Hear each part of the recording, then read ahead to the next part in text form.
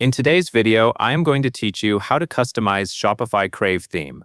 To get started, log into your Shopify admin and go to Online Store, then Themes. This is where you can manage the look and feel of your storefront. In the Themes area, find the Crave theme and click Customize. This will open the theme editor, where you can make visual changes and preview them before saving. Once you are inside the editor, click the gear icon to open theme settings. This section controls the global style of your store, which means the changes you make here can affect multiple pages across your site.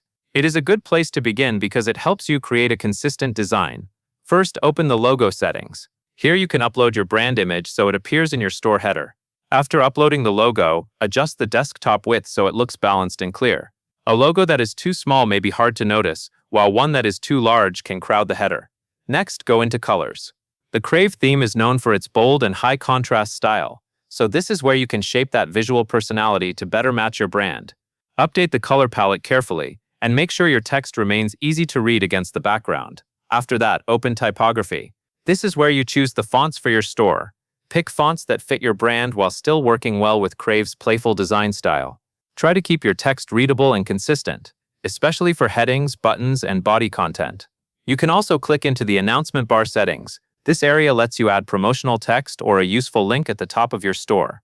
It is a simple way to highlight a sale, a special offer, or important store information without changing the rest of the page layout. If you want to expand the homepage or other templates, click Add section in the sidebar. This allows you to insert new content blocks, such as a featured product section or an image with text section.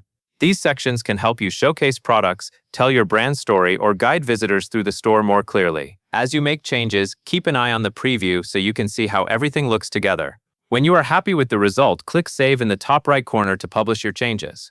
That covers everything you need to know.